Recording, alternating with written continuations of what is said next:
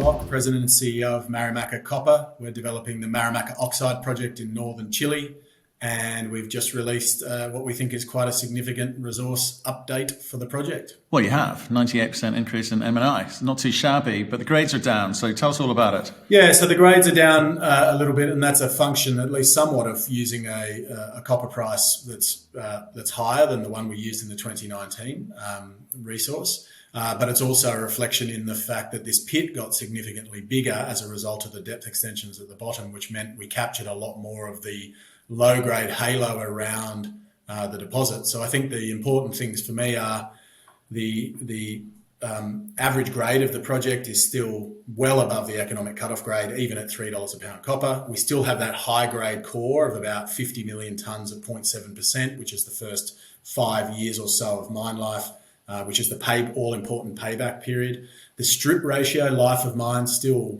sub 1-to-1. So all of those fundamental building blocks of what make this project a real standout economically are still there.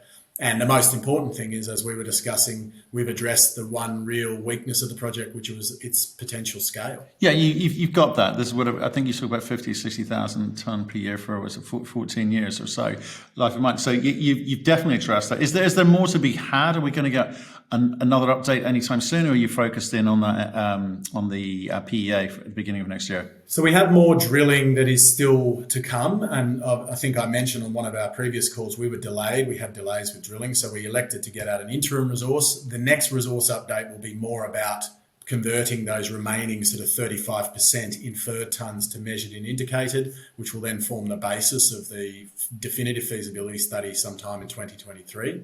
Are we expecting any more? Yeah, we still think that there's room for growth. Is it going to be significant growth like this last resource update? Probably not, but it'll certainly, we're not expecting, there's some drill results that will come out that will sort of probably paint a little bit better picture as to why we're thinking that there'll be some improvement in the resource as we get all of that drilling information in. Right, okay, so I want to understand all the variables and some of the assumptions that you've made and that we need to make, if you don't mind. So first of all, you use what price? $4 a pound copper. Which is pretty punchy today, isn't it? Yeah, well, I mean, it depends on which way you look at it. So the way we came to the conclusion on that number is we did a benchmarking exercise of all of the resource statements that were put out in 2022 and the second half of 2021. The average price used across the numbers that we had was $3.98 a pound. We then looked at 3-year, 2-year and 1-year moving averages of the copper price and came to the conclusion that $4 was reasonable when you compared us against our peers. At the end of the day, the copper price is going to change again before we deliver the definitive feasibility study. And so it is a number that is there designed to allow you to compare as best as possible apples to apples against other resources. So we'll be hoping that the copper price will be higher than that. But I think what I really liked about this is if you look at our 2019 resource, which was run at $3 a pound copper, and you look at this resource on the same cutoff grade, it is a significant step change in mineral resource captured in that same pit. So even at a $3 pit, there is a material change in value that has occurred as a result of these drill programs that we put on in 2021 and 2022. Okay, no, I get it. It's a material move for you guys, which is everything we've talked about in the past. But I want to talk about something which might affect the economics somewhat, which is asset solubility. So, what assumptions are you making there? What do you know? Yeah, it's an interesting point because it has been raised. We have heard in the market by some other groups as it predisposes to the acid solubility or the acid soluble grade of our copper mineralisation. It looks lower than some of our peers, but I think the difference between us and many of our peers is we have 5 phases of really detailed metallurgical test work to underpin our metallurgical assumptions. And what that has shown, and we've said this numerous times, is the acid soluble grade of Marimaca is a good indication of what your recoveries will be in the green oxide zones, i.e. the surficial zones. But as you get into the more WOD, mixed and enriched zones, which still have high degrees of oxides, it is not a great indicator of what your metallurgical recovery will be. And so we put it in there for completeness. But I think it's important that people look at our all of our detailed announcements, and in particular the Phase 5 Met announcement, which was an incredibly detailed disclosure from the company to show that there are many copper species that don't show up in the acid solubility test that will be recovered when we get into the industrial operations. Okay, and like I said, we've all talked about a small project needs to demonstrate that it can be bigger. You've done that now, but you're doing that into quite a tough market at the moment, right? I think everyone agrees about the copper thesis, and everyone's going to have their own view about copper pricing and so forth. But it's a tough market to put a story like this out. It'd be interesting to sort of see, do people give you credit for what you've just done? They should, but will they? Is another matter. So, in terms of the strategy that the company may choose to employ going forward, what are the variables that you're looking at that you judge this by? Because maybe it's big enough now to say, well, actually, we've got to go through these study phases, and we're seeing some companies say, well, actually, do you know what?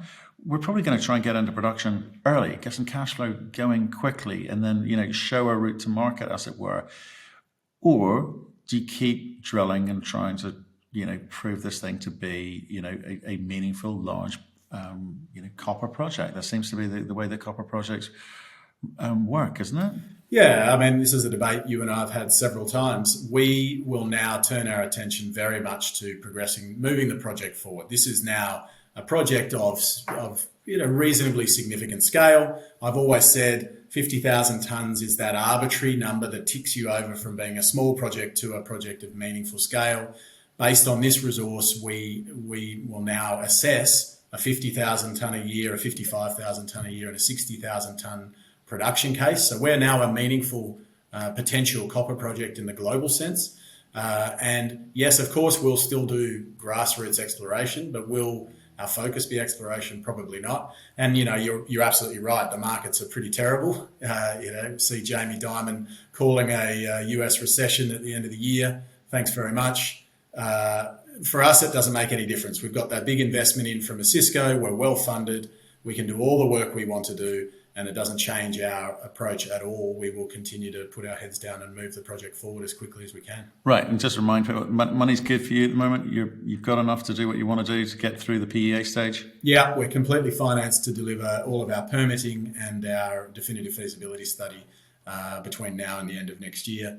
And then it's really thinking about the bigger financing discussion. How do we actually build this project? Right. Okay. And with regards to, can you shrink that time frame that we have discussed on multiple occasions, or not? I mean, any sense of that, or is it really down to, well, actually, it depends what the cost of money is, depends what the market's doing. We'll make those decisions on the hoof. Well, it's really actually for us down to permitting. And so that's why the focus will be on permitting and getting our permit applications in the system. And so, now that we've got the resource, which is required to define the size of the project that you're going to permit, we can move headlong into the permitting discussions. Interestingly, there are lots of groups that would be willing to finance this, and they're more strategic financing partners than they are market financing partners.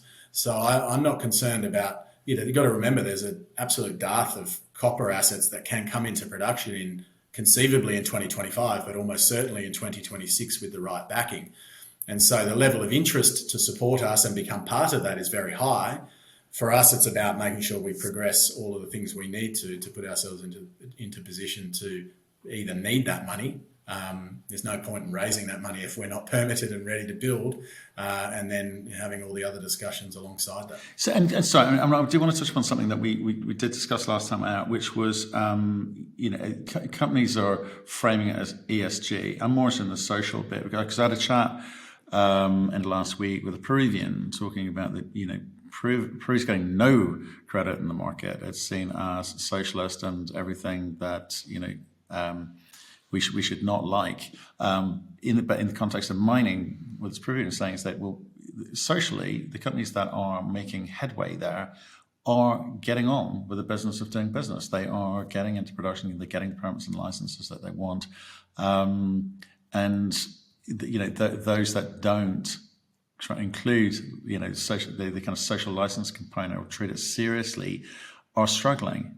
And it's the first time I sort of heard from a Peruvian, rather than us, a lot of this foreign direct investment stuff. It's all done as a very sort of synthetic line in a PowerPoint or a conversation, rather than what's the cold hard reality of doing business on the ground. So, are you seeing any change in Chile's attitude since the constitution has been rejected? I know they're going to go again potentially, but what's the kind of mood on the? Yeah, I think there has been a much more conciliatory approach, particularly around this fiscal regime that's going in. Now, has it come through on the permitting side remains to be seen. But from our perspective, the way we're approaching it is we're assuming that there's going to be a high degree of focus, particularly on stakeholder engagement and how we engage with the stakeholders as we define them for our project. Now, we're fortunate in we don't have that many stakeholders because of our location.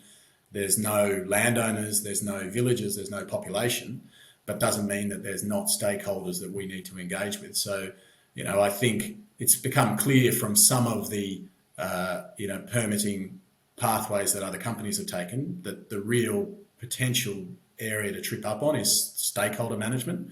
And so we'll be focused on that with a high degree of focus as we go into the permitting. Okay. Well, it was really a quickie. Just say, find out from you, your thoughts on this rather meaningful increase on the updated MRE, but in a sense of what's happening next. You seem to be like, well, let's just get on with it. The market may be doing what it's doing, but we've got to get on with the business. Exactly. Got to keep progressing it forward. Got to keep moving towards the eventual desire to produce first copper. There's no point in sitting on our hands right now. There's plenty that we can be doing to keep marching forward that adds value to our project and the company. What would you say? So, okay, one more before you go. So there's a bunch of companies that just aren't doing that. Maybe they're cash constrained, or they're just petrified of the market more broadly. Why are they wrong, and why are you right in that scenario? For us, it's the right decision because we can see that every 6 months that we're delayed on our critical path is worth $50 million of NPV, roughly. That's on the PEA. Now, based on this upgraded resource, every 6 month of delay might be closer to $75 million. For us to commit to spend in the order of $3 million, bear in mind that's not including our overheads and all of the costs of just sitting still. It's not free to do nothing. Spending $3 million to add $75 million of value when we're ready to start seems like a good investment to me, and that's the reason why we're approaching it.